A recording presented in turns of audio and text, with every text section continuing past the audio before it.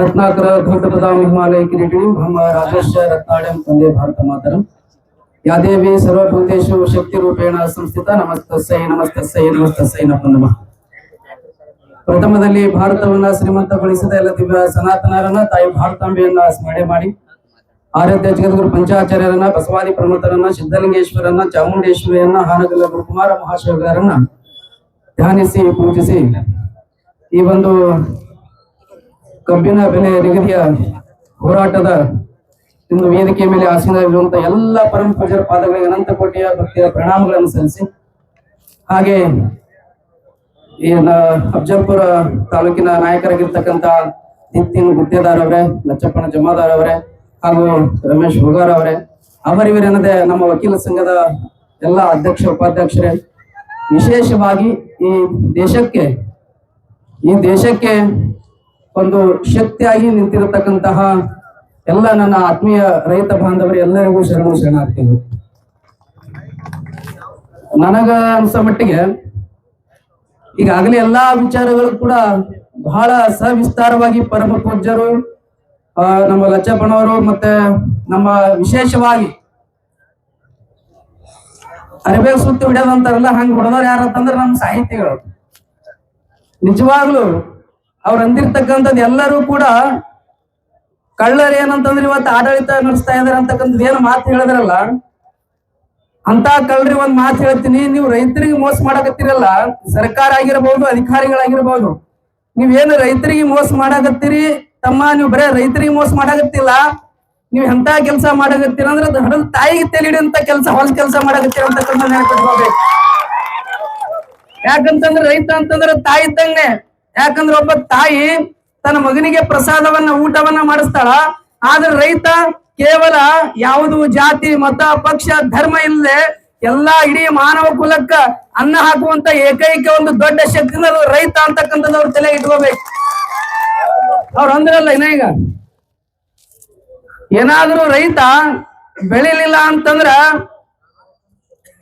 ಮಕ್ಕಳ ನೀವು ದೊಡ್ಡ ದೊಡ್ಡ ಕಾರ್ನ ತಿರುಗಾಡ್ತೀರಿ, ದೊಡ್ಡ ದೊಡ್ಡ ಸೀಟ್ನ ಕುಂತೀರಿ, ಆದ್ರೆ ನಿಮ್ಗೆ ಏನು ಕುಂಡಿ ಗಟ್ಟಿ ಹಾಕಿ ಕುಂತೀರಲ್ಲ ಅನ್ನ ರೈತ ಹಾಕ್ಲಿಕ್ಕಂತಾನೆ ತಿಳಿ ಕುಂತೀರ ಅಂತಕ್ಕಂಥ ಅರಿವು ಇರ್ಲಿ. ಯಾಕಂತಂದ್ರ ಇವತ್ ನಿಜವಾಗ್ಲೂ ರೈತರು ಅವ್ರು ಶಾಣ್ಯಾರಿ, ಹುಚ್ಚಿದ್ರು ನಾವು ರೈತರೇ ಹುಚ್ಚರು, ಅವ್ರು ಶಾಣ್ಯಾರ, ನೀವು ಹುಚ್ಚರದ್ರಿ. ಯಾಕಂತಂದ್ರ ನೀವು ಕೇಳಲ್ಲ, ಅವ್ರು ಹೇಳಲ್ಲ, ನೀವು ಕೇಳೋದು ಧೈರ್ಯ ನಿಂಬಲ್ಲಿಲ್ಲ, ಹೇಳುವುದು ಅವರು ಅಂಜಲ್ಲ. ಯಾಕಂತಂದ್ರೆ ಅಧಿಕಾರದ ದರ್ಪ ತೋರಿಸ್ತಾರೆ. ಆದ್ರೆ ನೀವು ಒಂದು ತಲೆಗಿಟ್ಕೋರಿ, ಯಾವಾಗ ಒಬ್ಬ ದೇಶದ ಪ್ರಜೆ ಒಬ್ಬ ಜನಪ್ರತಿನಿಧಿಗಾಗಿರ್ಬೋದು ಸರ್ಕಾರಕ್ಕಾಗಿರ್ಬೋದು ಹೋಗಿ ಎದಿ ಮೇಲೆ ಅಂಗಿ ಹಿಡಿದ ಮಗನೇ ಅಂತ ಕೆಲಸ ಒಳ್ಳೆ ಕೆಲಸ ಮಾಡಂತ ಯಾವಾಗ ಹೇಳಲ್ಲ, ಅಲ್ಲಿ ತನಕ ನಮ್ ದೇಶ ಉದ್ಧಾರ ಆಗಲ್ಲ. ಇದು ತಲೆ ಇಟ್ಕೊಂಡ್ಬಿಡ್ರಿ. ನೀವು ದೇಶಕ್ಕೆ ನೀವು ಗಟ್ಟಿಯಾಗಿ ನಿಂದಿರ್ಬೇಕು. ಇವತ್ತು ರೈತರು ಇವತ್ತು ಬೆಳೆದಿರ್ತಕ್ಕಂತ ಅನ್ನ ಕೇವಲ ಕಬ್ಬಂತ ಅಷ್ಟೇ ಹೇಳಾಗತ್ತಿಲ್ಲ. ರೈತ ಪ್ರತಿಯೊಂದು ಬೆಳೆ ಇವತ್ತು ಹಾಳಾಗ್ಯದ, ಹತ್ತಿ ಹಾಳಾಗ್ಯದ, ತೊಗರಿ ಹಾಳಾಗ್ಯದ, ಎಲ್ಲ ಹಾಳಾಗ್ಯದ.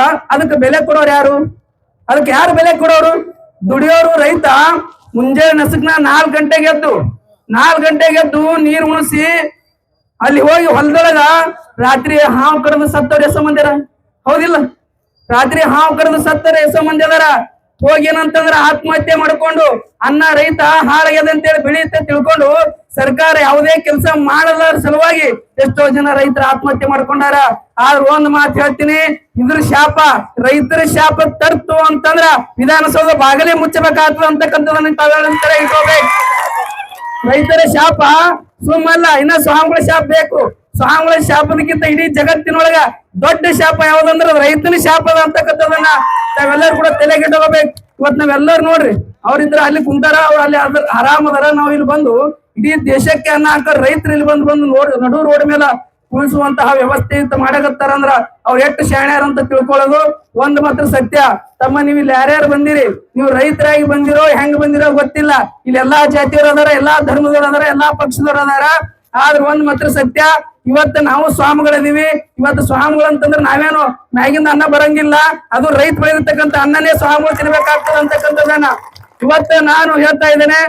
ಏನು ಎಲ್ಲರೂ ಹೇಳಿದ್ರು 3,500 ರೂಪಾಯಿ ಟನ್ಗೆ ಏನಾದ್ರೂ ಕೊಡ್ಲಿಲ್ಲ ಅಂತಂದ್ರ ನಾನು ಹೇಳ್ತೀನಿ ರೈತರ ಜೊತೆ ನಿಜವಾಗ್ಲೂ ನಾನು ಮುಟ್ಟಿ ಹೇಳ್ತೀನಿ, ನಾನು ಇಲ್ಲಿ ಎದ್ದು ಹೋಗ್ಲಿಕ್ಕೆ ಸಾಧ್ಯನೇ ಇಲ್ಲ ಅಂತಕ್ಕಂಥ ಮಾತನ್ನ ನಾನು ಯಾವಾಗಲೂ ಕೂಡ ಹೇಳ್ತೇನೆ.